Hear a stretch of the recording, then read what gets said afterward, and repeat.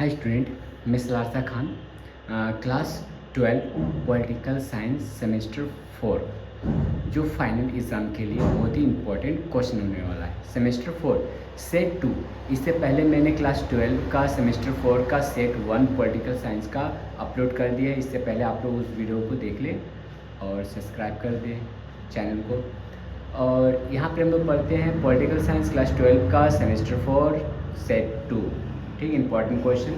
तो यहाँ से हम लोग स्टार्ट कर रहे हैं।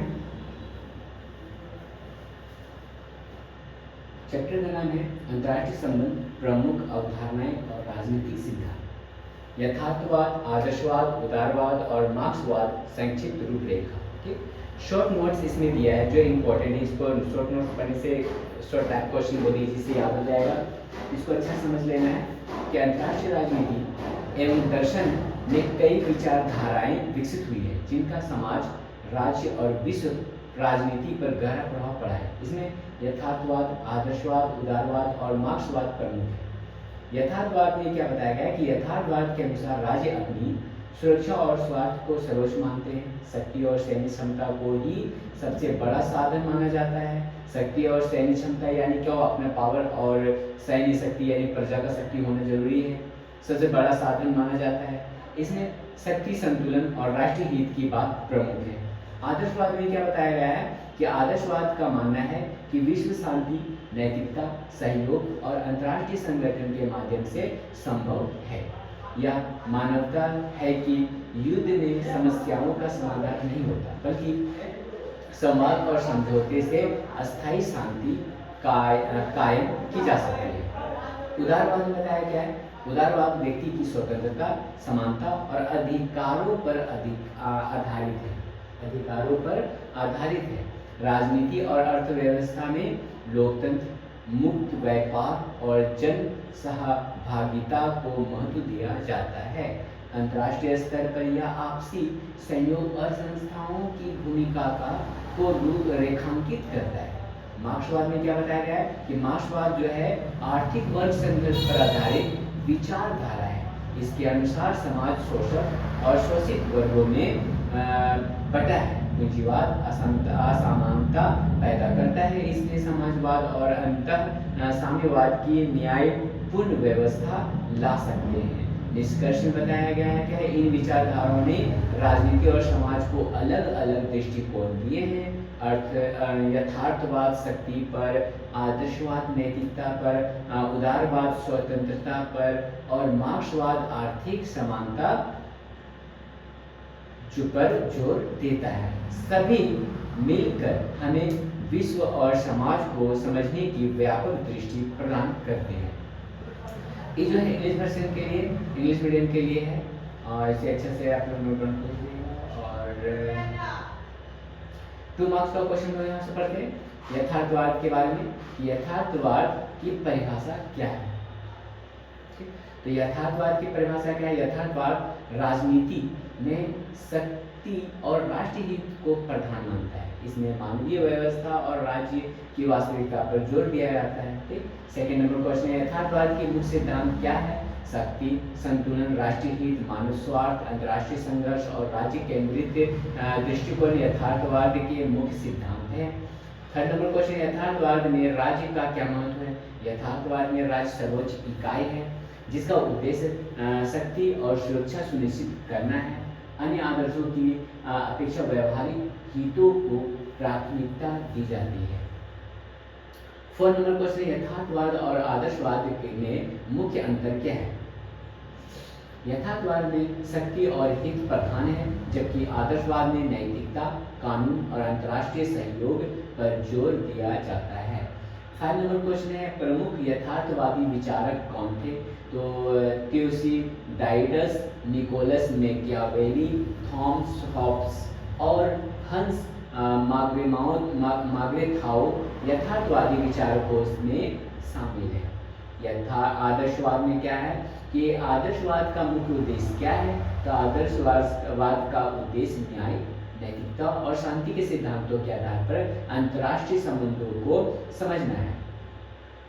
7 नंबर क्वेश्चन है यहाँ पर कि आदर्शवाद में नैतिकता का क्या स्थान है।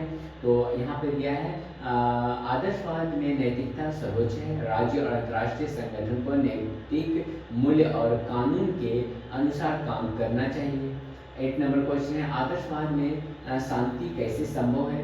अंतर्राष्ट्रीय सहयोग समझौते वैश्विक कानून और संगठन जैसे राष्ट्र संघ से शांति बनाए रखने में मदद मिलती है।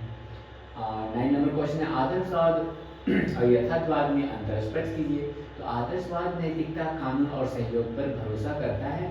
यथार्थवाद शक्ति स्वार्थ और संघर्ष को प्राथमिक मानता है। 10 नंबर क्वेश्चन है प्रमुख आदर्शवादी विचारक कौन थे। तो प्रमुख आदर्शवादी विचारक कौन थे। इमैनुएल कांट थे, विलियम जेम्स और जॉन रॉल्स आदर्शवादी अंतर्राष्ट्रीय समुदाय के प्रमुख विचारक माने जाते हैं। अब इसमें उदारवाद में कुछ क्वेश्चन है कि उदारवाद की परिभाषा क्या है। उदारवाद व्यक्तिगत स्वतंत्रता, लोकतंत्र और अंतर्राष्ट्रीय सहयोग को महत्व देता है। इसमें मानवीय अधिकार और वैश्विक शक्ति शांति पर जोर है। 12 नंबर क्वेश्चन है उदारवाद में लोकतंत्र का महत्व क्या है। उदारवाद में लोकतंत्र को समाज और राज्य के मूल्यों का आधार माना जाता है। यह शांति और समानता सुनिश्चित करता है।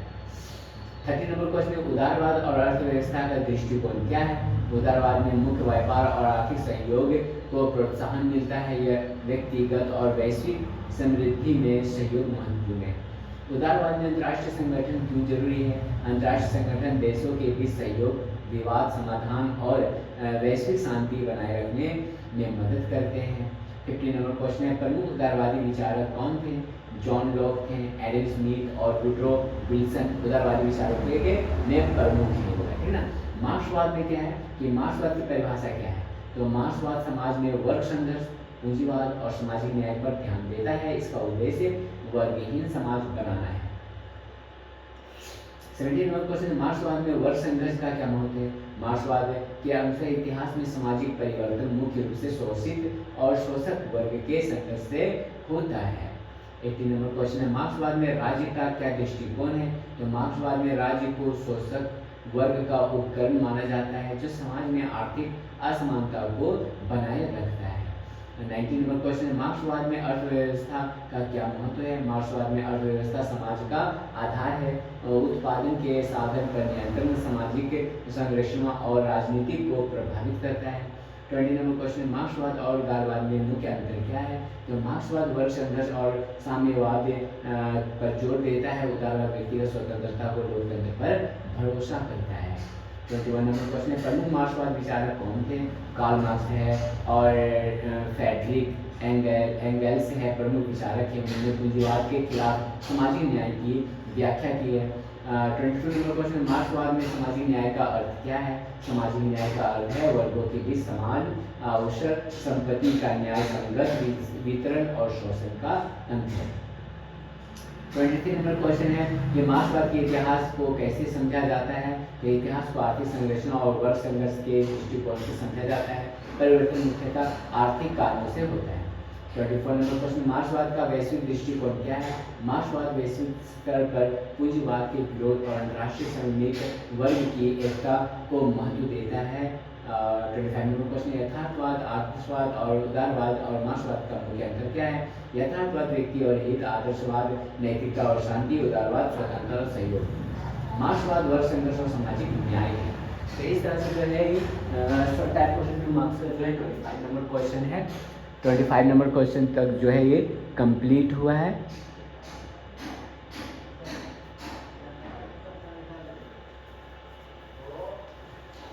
और ये जो है इंग्लिश वर्जन के लिए है, जो इंग्लिश मीडियम में है उसके लिए क्वेश्चन जो आंसर है क्वेश्चन नोट कर लिए।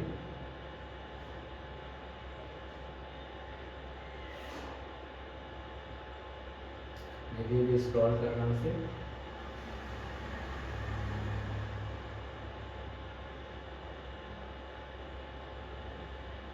अब यहाँ से है 6 मार्क्स का क्वेश्चन कि यहाँ पहला क्वेश्चन यथार्थवाद की प्रमुख विशेषता क्या है।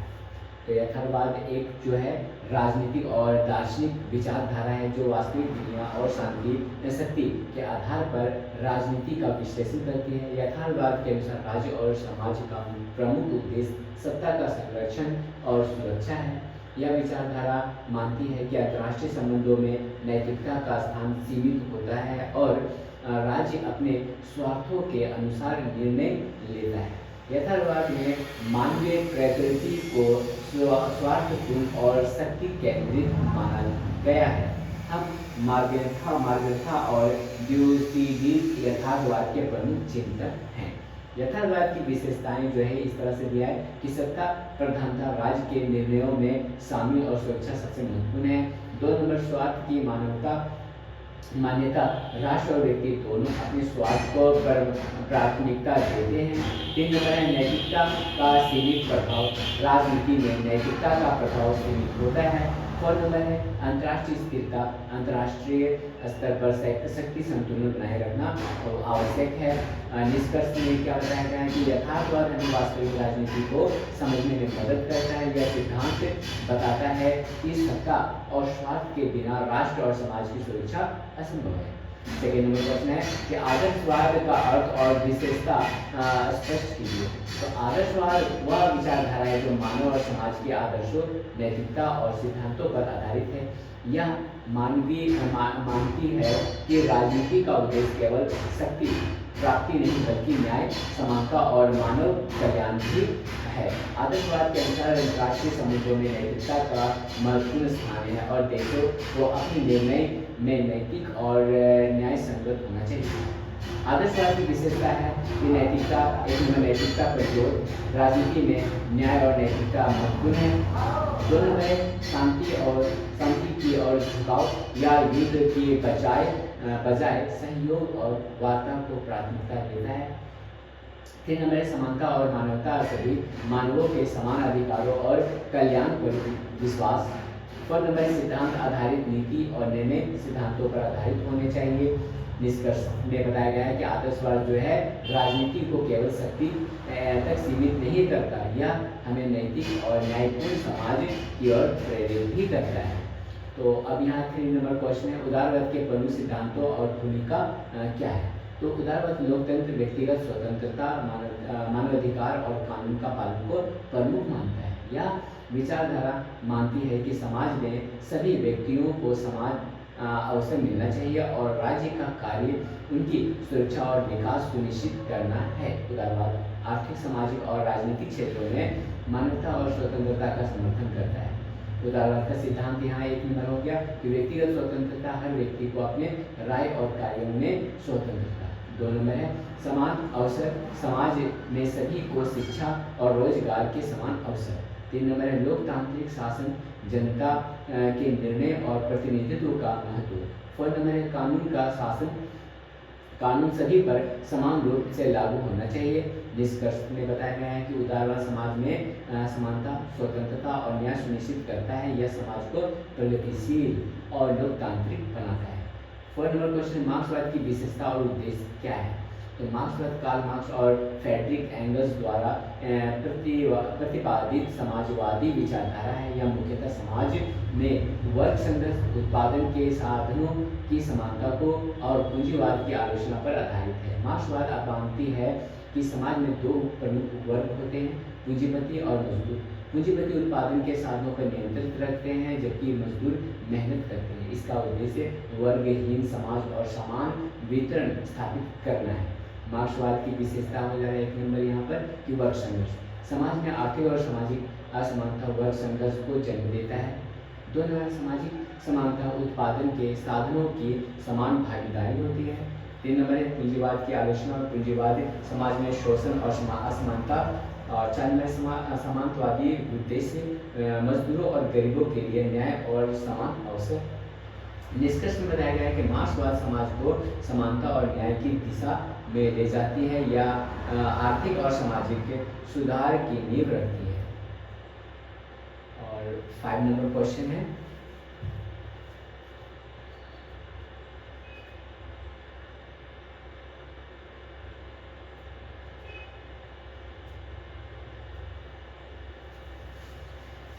क्वेश्चन बताया गया है कि यथार्थवाद और आदर्शवाद में अंतर स्पष्ट कीजिए। तो यथार्थवाद और आदर्शवाद दोनों राजनीतिक विचारधाराएं हैं। पर उनका दृष्टिकोण अलग है। यथार्थवाद सत्ता और सुरक्षा को सर्वोपरि मानता है, जबकि आदर्शवाद नैतिकता और न्याय को महत्व देता है। आदर्शवाद में राष्ट्र अपने स्वार्थ के अनुसार कार्य करता है। आदर्शवाद में मानवता और समानता को प्राथमिकता दी जाती है। मुख्य अंतर क्या हो गया यहाँ पर? उद्देश्य बताया गया है कि यथार्थवाद शक्ति और सुरक्षा, आदर्शवाद न्याय और मानवता है। 2 नंबर है दृष्टिकोण। यथार्थवादी व्यवहारिक और शक्ति केंद्रीय, आदर्शवादी नैतिक और सिद्धांत केंद्रित है। 3 नंबर है अंतर्राष्ट्रीय नीति। यथार्थवाद स्वार्थ आधारित, आदर्शवाद सहयोग और शांति आधारित है। 4 नंबर है नैतिकता का स्थान। यथार्थवाद सीमित, आदर्शवाद प्रमुख। निष्कर्ष बताया गया है कि यथार्थवाद और आदर्शवाद राजनीति सोच के 2 महत्वपूर्ण दृष्टिकोण हैं। 2 दृष्टिकोण है। एक व्यवहारिक सुरक्षा पर जोर देता है और दूसरा दूसरा नैतिकता और न्याय पर। ठीक, 6 नंबर क्वेश्चन हो जा रहा है यहाँ पर। 6 नंबर क्वेश्चन हो जा रहा है उदारवाद और मार्क्सवाद में अंतर क्या है? तो उदारवाद और मार्क्सवाद दोनों सामाजिक न्याय और समानता पर ध्यान देते हैं, पर दृष्टिकोण भिन्न है। उदारवाद व्यक्तिगत स्वतंत्रता, लोकतंत्र और कानून को महत्व देता है। मार्क्सवाद पूंजीवादी व्यवस्था की आलोचना करके आर्थिक समानता और वर्गहीन समाज की ओर बढ़ता है। मुख्य अंतर क्या है? व्यक्तिगत स्वतंत्रता की उदारवाद स्वतंत्रता, मार्क्सवाद सामूहिक समानता। तो आर्थिक दृष्टिकोण में है उदारवाद डैश दे दिया, पूंजीवाद और समर्थन, मार्क्सवाद पूंजीवाद का विरोध। राजनीतिक प्रणाली में दे दिया उदारवाद लोकतंत्र, मार्क्सवाद समाजवादी व्यवस्था। 4 नंबर है समाज की दृष्टि। उदारवाद अवसर समानता, मार्क्सवाद उत्पादन समानता। 4 नंबर तक इसका हो गया। अब नेक्स्ट क्वेश्चन है निष्कर्ष समझ लेते हैं। निष्कर्ष में बताया गया उदारवाद और मार्क्सवाद समाज में सुधार के लिए प्रयासरत है, पर उदारवाद स्वतंत्रता पर जोर देता है, जबकि मार्क्सवाद और आर्थिक समानता पर। 7 नंबर क्वेश्चन है यथार्थवाद का अंतर्राष्ट्रीय राजनीति में महत्व क्या है? यथार्थवाद अंतर्राष्ट्रीय राजनीति में राष्ट्रों के व्यवहार को समझने का महत्वपूर्ण साधन है। यह मानता है कि अंतर्राष्ट्रीय संबंधों में नैतिकता कम प्रभावशाली होती है और राष्ट्र अपने स्वार्थ और सुरक्षा के लिए निर्णय लेते हैं। यथार्थवाद शक्ति संतुलन, सामरिक क्षमता और राष्ट्रीय स्वार्थ पर जोर देता है। महत्व हो गया शक्ति संतुलन, राष्ट्रों के बीच स्थिरता बनाए रखना, सुरक्षा देश की रक्षा, सर्वोपरि स्वार्थ आधारित नीति, अंतर्राष्ट्रीय निर्णय स्वार्थ पर आधारित। 4 नंबर व्यवहारिक दृष्टिकोण राजनीतिक निर्णय वास्तविक पर आधारित है। निष्कर्ष हो गया यथार्थवाद अंतर्राष्ट्रीय राजनीति की वास्तविकताओं को समझने में सहायक है। यह राष्ट्रों को सतर्क और स्वार्थपूर्ण निर्णय लेने के लिए प्रेरित करता है। 1 नंबर क्वेश्चन है आदर्शवाद का समाज और नैतिक राजनीति में योगदान। आदर्शवाद ने समाज और राजनीति को नैतिक और न्यायपूर्ण दिशा दी है। यह मानता है कि सत्ता और निर्णय केवल स्वार्थ के लिए नहीं बल्कि मानव कल्याण और न्याय के लिए होना चाहिए। आदर्शवाद ने अंतर्राष्ट्रीय संगठनों, मानवाधिकार और वैश्विक शांति के सिद्धांतों पर प्रभावित किया। योगदान है मानवाधिकार, अंतर्राष्ट्रीय स्तर पर मानवाधिकार का प्रचार, शांति दोनों शांति और सहयोग, युद्ध के बजाय सहयोग को बढ़ावा। 3 नंबर है नैतिक शासन, नीति और कानून नैतिक मूल्यों पर आधारित। 4 नंबर है सामाजिक न्याय, समाज में समानता और न्याय सुनिश्चित करना। निष्कर्ष में बताया गया है कि आदर्शवाद ने राजनीति और समाज को न्याय, समानता और नैतिकता की दिशा में प्रेरित किया है। 9 नंबर क्वेश्चन हो जाना मार्क्सवाद की आज के समय में प्रासंगिकता का वर्णन करो। यानी मार्क्सवाद आज भी समाज और आर्थिक समानता की दृष्टि से प्रासंगिक है। वैश्विक असमानता, मजदूर वर्ग का शोषण और पूंजीवाद की चुनौतियां इसे महत्वपूर्ण बनाती हैं। मार्क्सवाद उत्पादन के साधन में समानता और गरीबों के कल्याण पर जोर देता है। प्रासंगिकता में बताया गया है कि वर्ग संघर्ष आज भी आर्थिक असमानता है, समाज अवसर, गरीब और मजदूर वर्ग के लिए न्याय, सामाजिक सुधार, शिक्षा, स्वास्थ्य और रोजगार में सुधार, पूंजीवाद और आलोचना, अत्यधिक धन और शक्ति का केंद्रीकरण। निष्कर्ष में बताया गया मार्क्सवाद समाज में न्याय और समानता की आवश्यकता को रेखांकित करती है और सामाजिक सुधार में मार्गदर्शक है।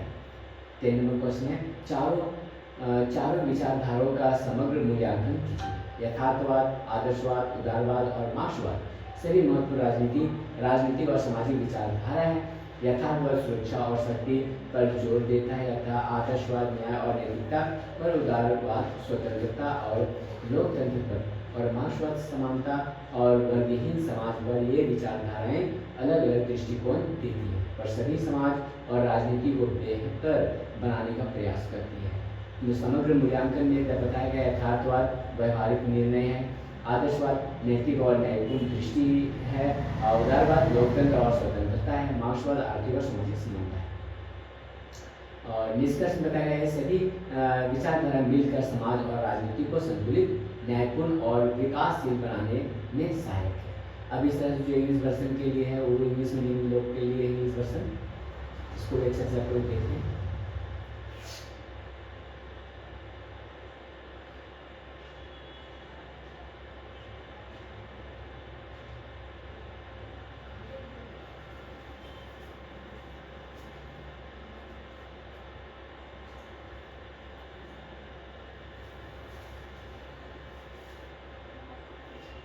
आप लोग क्लास 12 के इंपॉर्टेंट क्वेश्चन है। अगर इस सब्जेक्ट का कोई भी सब्जेक्ट का आपको पीडीएफ चाहिए तो मुझे सब्सक्राइब करें और मुझे कमेंट करें और अपना व्हाट्सएप नंबर दे दें तो आप लोग को जो है इसका पीडीएफ फ्री में आप लोग को दे दिया जाएगा, जिससे आप लोग जो इसे अच्छा से एग्जाम के लिए तैयारी कर पाएँ। तो इसके लिए हमको आप मुझे कमेंट करें, कमेंट में अपना व्हाट्सएप नंबर दीजिएगा। तो इस तरह से जो है लेसन 2 यानी सेट 2 जो है वो कंप्लीट हो गया। नेक्स्ट वीडियो हम लोग सेट 3 में मिलते हैं। आज के लिए जो है वीडियो यहीं तक।